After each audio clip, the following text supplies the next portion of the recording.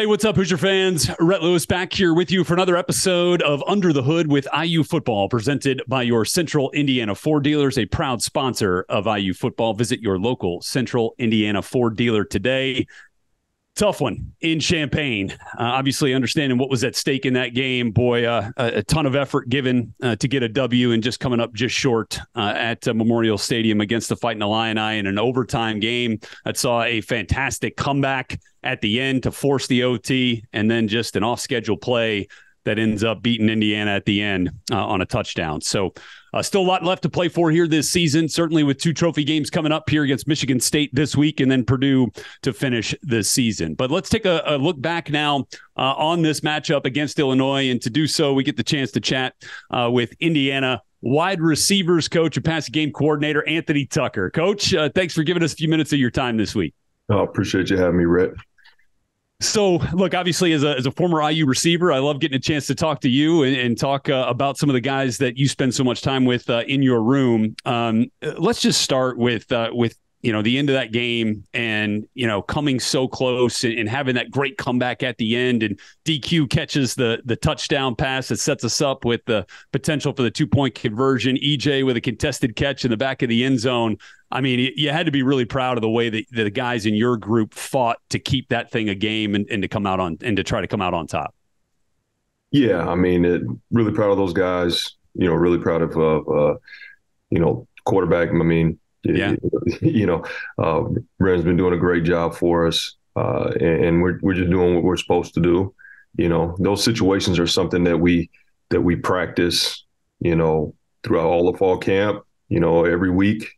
We're practicing those situations. So it's really not anything that's foreign to us. And those guys, didn't blink, so really proud of the way they responded. All things that we've done before. There was no panic or anything like that. We knew where we needed to go and we put it together and made it work. And so when obviously started out really hot, right? End up with, I think what was like a 13-point lead at one point, in that game in the second quarter, and then Illinois starts to kind of come back, right? They mount their comeback. They start scoring a bunch. What's that conversation like with the guys on the sideline just to kind of keep the focus, right? Hey, just keep chopping, keep coming back and getting yourself an opportunity to continue to kind of stem the tide here a little bit. What's some of that conversation like with the guys? It's always about the next play. That's just something we talk about all the time. Don't pay attention to scoreboard. Scoreboard will take care of itself. It's all about the next play. Something good happens on the last play. You got to be able to move on. Something bad happened on the last play. You got to be able to move on. You have to stay present and just focus on one play at a time. That's really what it's all about. And it's that mentality certainly paid off at the end, because you just kind of keep going out there with that next play, and then getting that opportunity to tie things up at the very end. Doesn't happen unless you kind of play with that mentality. Right. Talking about your wide receivers in particular, where have you seen some of the biggest areas of growth with that group over the course of this season, with the group that does contribute for the majority of the part on game days? I've just seen first and foremost, it's a bunch of guys that show up and work every single day, and there was some youth and or inexperience in the room. And so the development takes time, developing the kind of the identity of the room takes time. They've done a great job of really kind of growing into what they're becoming, really excited. I'm excited every day to see, what type of steps we can take forward, moving in the right direction. And so just really proud of the way those guys have kind of hung in there. And because, there was some inexperience. There's, a guy that just in the last year changed positions, and you got DQ that comes in here, in the summertime, and you have just a different collection of guys that have all kind of bought into the same type of mentality and are really playing together well, and the chemistry and stuff is getting better, and it just takes time. It takes time on task, it takes experience, and just really really proud of the way those guys have just kind of showed up every day and it's worked. That's it, man. That's it. you know. And I'd love to echo that sentiment. It's been a lot of fun watching that work and seeing the some of that work come to fruition and seeing the fruits of that labor here at times. Like for a guy, as you mentioned, who transitioned from quarterback to wide receiver at the start of last season, Donovan McCulley, who comes in and, man, he's been a contested catch. He's been a wow catch machine, especially over the course of the last couple of games. How would you kind of describe his ability to make those big plays? Because I think, a lot of folks just think, oh, he's got great talent, right? He's got a great, physical frame. He just, that comes natural to him. But I saw in fall camp, he's working on that stuff after practice in the corner of the end zone, catching those fade balls. So kind of how would you describe what goes into making some of those contested catches that he has the knack for? Dono he's a confident guy, and he's a competitive, and that's to me, the biggest thing about Donovan is he's highly competitive, he just loves playing, and has shown that week in and week out. And you turn on the film, doesn't matter if it's a pass play, if it's a run play, he's out there and he looks like a guy who loves playing the game. And those are things that he does in practice, those contested catches and those types of things. He's got, big old hands. He's a big old dude now. Yeah. He's got some big old hands, and he likes to go up and compete for the football and things like that. And so those are things that are not foreign to him, and so just as he has, like you said, made the transition, there's a ton of growth, that goes along with that, transitioning to a totally different position. From standing back behind the center to playing out on the island. And so just his work ethic and his willing to show up every day and be coachable. And those are everyday things. Just every day there's, trying to stack, different days on top of each other. And there's fundamentals and there's techniques. And the picture's different when you're out there on the island than it is when you're standing back behind center. So, but he does have some great physical tools and things like that. But just his willingness to show up and work every day, and just his competitiveness, and what he's shown as far as just kind of relentlessness on the football field on game day, is paying off for us and paying off for him. Well, and I think from talking to some of the guys, I think I understand that you place just as big of an emphasis on making plays in the pass game as you do on clearing the way to make plays in the run game on the perimeter as well. And I mean, I remember going back, to that Louisville game, and, Donovan and Cam are just out there trying to maul guys, blocking on the perimeter. How much of that also goes into, what we see from Donovan in getting some of the opportunities in the pass game, and then, having that aggressive mentality and being that competitor in the run game and opening up holes for some of the backs? Well, it's an identity in our room that we're creating, that we've emphasized from, that I've emphasized from day one. And so the identity is to be uncommon, in everything that we're doing, and to be well-rounded, and to just be relentless with what we're doing, and to put pressure and just a relentless attacking type of mentality, whether the ball's in the air or whether the ball's on the ground. What you put on film, that's who you are, and so those guys have really grown to have a great time, just being relentless in everything that they're doing and attacking every opportunity, front side, backside of a run, backside of a route, all those different types of things, is just making sure that what you put on film is what what reflects the identity that you want to have in this group, individually and collectively as a group. And so, we don't pay attention to the scoreboard. We go out there and we take one play at a time, and we're trying to go win that rep, every rep. No plays off. No plays off. That's it. I love the way that they compete. It's so much fun to watch. And then, just in terms of receiver craft with Donovan, route tech and the patience that's needed at times to set things up. If you go back to the touchdown where, it was the shorter touchdown against Illinois, where he kind of sets up the corner outside, breaks inside. Does that kind of show you some of the growth that he's had in some of the receiver craft that it takes, in a year in playing the position at this point? I think so. And really not just DMAC, but just the group. There's some things there that don't get highlighted with the growth within the group, with DQ, with DeQuise and EJ and Coop and Cam, and, Kobe's playing a role in there as well. And just that group collectively, there's just again, and you know what it is. You play that position. Yeah. It's I've always said it's a bit of an art form out there, and it takes a lot of time on task to know how to get yourself open, and you're seeing coverages and different techniques every week, and a lot of pressure, and there's just a lot of things in it, and you don't get those things without experience.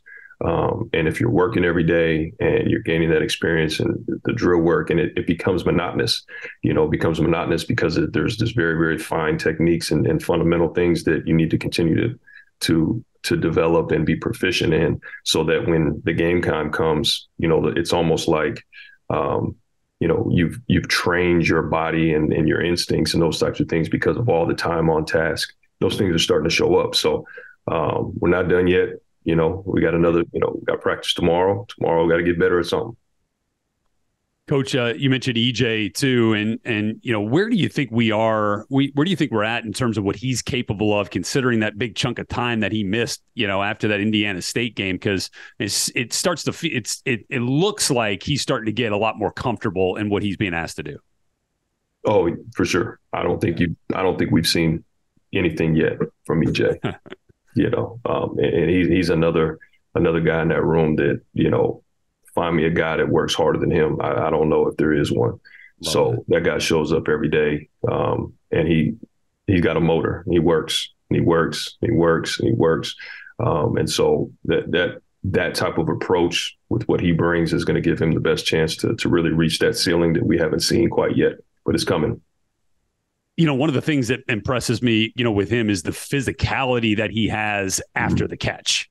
Yeah. A lot of times I want to see making moves and speed from the receiver position after the catch, but he's got it just, I'm sure part of it's his frame and part of it's, what he works on in the weight room and to be a physical body. But how do you see that physicality with him develop once he gets his hands on the ball? I like the physicality. Yeah.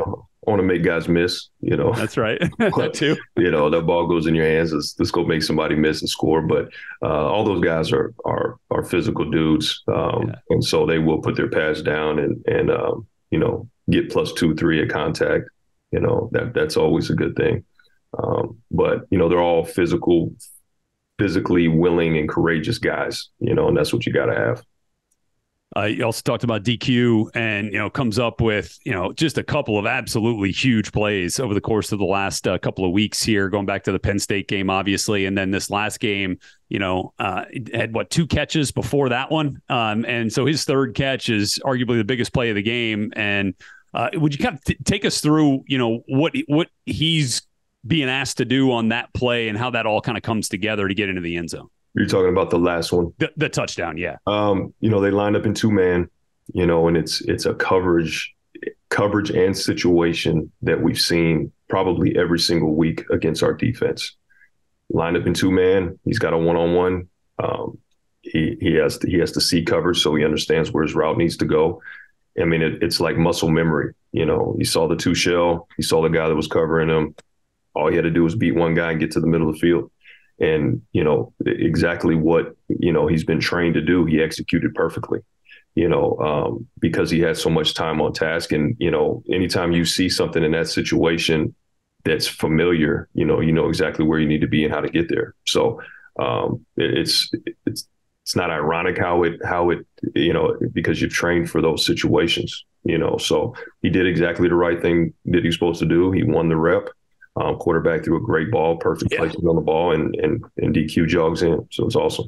Man, it was a lot of fun seeing that thing come down the pipe there from Brendan, and then great hands with DQ. It feels like he's got in the last 4 weeks, probably since the quarterback situation has settled down a little bit with Brendan, it feels like every time he's targeted, he's coming up with the catch. And obviously there's a lot that goes into that, not just, him catching it and Brendan looking his way and putting a good ball on him. But that reliability seems to be something that DQ has in spades. I think it's, again, another guy that is growing every week. And then chemistry, with what we're doing, offensively, again, time on task, and then quarterback chemistry and just timing and all those types of things. They all, as all those things, they start to come together, so. So look, obviously you're getting a lot of contributions from different guys in different spots. You mentioned Anderson Kobe too, but what do you miss with Cam Camper, unavailable for the rest of the season based on, what he's already put on tape here in his short career as a Hoosier? Well, Cam's incredible talent, and he's got a presence about him, a leadership presence, another guy that has a great high work ethic. And so you're always, when you have a guy like Cam that he's not around, there's always, a piece missing. But the rest of those guys have to, again, it's the identity of the group, it doesn't matter who's in there. There can't be any drop off, and somebody else has got to make sure that they're playing at that standard of what the room is. Everybody knows what it should look like in that room. So obviously we're missing Cam. I mean, you're talking about, a great player, a great teammate. He's a team captain, and so all those things matter, not just, for Cam. Cam is a presence on our football team, so it's not just in that room, but it's just on our football team, on our offense. And so be excited for him to get himself back to where I know he wants to be and where we want him to be, so that he can go and do the great things that he will. Such a force when he's out there for sure. And then, just kind of lastly here on some of the, we've seen flashes from Omar Cooper this year. He's had some big time plays for this team. Cam Perry has seen some time, at different points in this season. And then Coach Allen, and the younger guys, Coach Allen mentioned, Derek Bowler as a guy who's played well and flashed in practice at times. How do you kind of look at some of the younger players here in terms of their potential and room for growth and eventually room to contribute with this team? The goal always is to have depth, is to have depth. And so that way, there's a ton of production. It's not just one guy out there that the defense has to pay attention to. It's multiple guys that create a dynamic group of different players and things like that, and having depth and being able to keep guys fresh and healthy, and really it creates competition in the room as well. Competition to me is what really raises any position group, raises a football team, and those guys are, not to mention, the guys in that room are heavily involved in special teams too.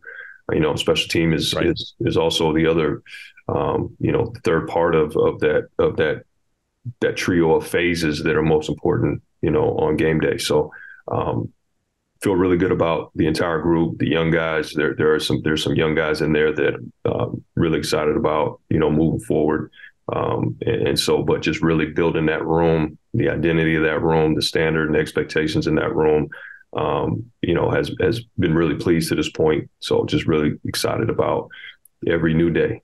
That's it. And a bunch of important days here this week for sure. But and just lastly, with you being one of the newer coaches, to the staff this season for IU, just for our, for Hoosier fans to get a chance to know you a little bit better, what do you look at as your why, as your how? Like, how did you get to this point where you wanted to be a coach in college football, and then, why do you love what you get a chance to do each and every day?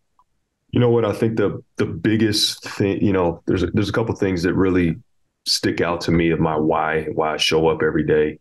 I love teaching, I love the teaching and development piece.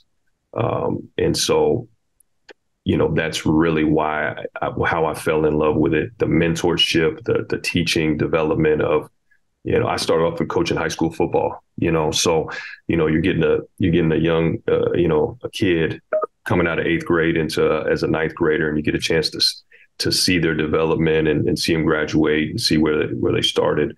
And it's really the same thing, here at this level. You go and you recruit, and you bring young men in, and parents pass the baton on to you, and then now it's your turn, and it's not just, and I've said this before, it's not just the football player, but it's the whole person, because there's still kids that are young men that, at some point are going to be grown men. And so it's really important to fill that role. And so Coach Carey's just walked in my office. Wow, come on, Coach. Come on, Ron. What are we doing over here? What's up, Coach? What's up, man? See, look, Coach Tuck, we've had Rod on twice now, and he's just trying to get that hat trick. Is what he's trying to do. Yeah. That's what's happening here. If I would have known he was on with you, I would not have, because I've seen you enough. That's true. That's true. No, I'll let you get back to work here in a moment. Hey, thank you for this in. Yeah. All right. There you go. Coach Carey's great. Speaking of which, how much have you guys enjoyed getting a chance to work together here more closely in these last couple of weeks? Oh, it's been great. It's been great. Yeah. And it, it wasn't like I was just introduced to him, That's right. But no, it's been really good, really fun. Well, it's been great to watch these last couple of weeks, and I know 2 big weeks left, 2 big games left, a lot of great opportunities to improve and get some production out there. And Coach, we certainly appreciate you giving us a few minutes of your time here this week, and let's go fight for that old brass spittoon here this week, shall we? Yes, sir. Appreciate you having me on. Go Hoosiers. There it is. Thanks again, Coach Tucker, for being with us. Another episode of Under the Hood with IU Football, presented by your Central Indiana Ford dealers. Visit your local Central Indiana Ford dealers today. Reminder, we'll be back here with you on Thursday. Another episode of Indiana Football Live on the Indiana Football X account and on the IU Athletics YouTube page. That'll come to you Thursday, 7 p.m. Eastern Time. We'll see you then. I'm Rhett Lewis. Thanks for being with us. Have a great day, everybody.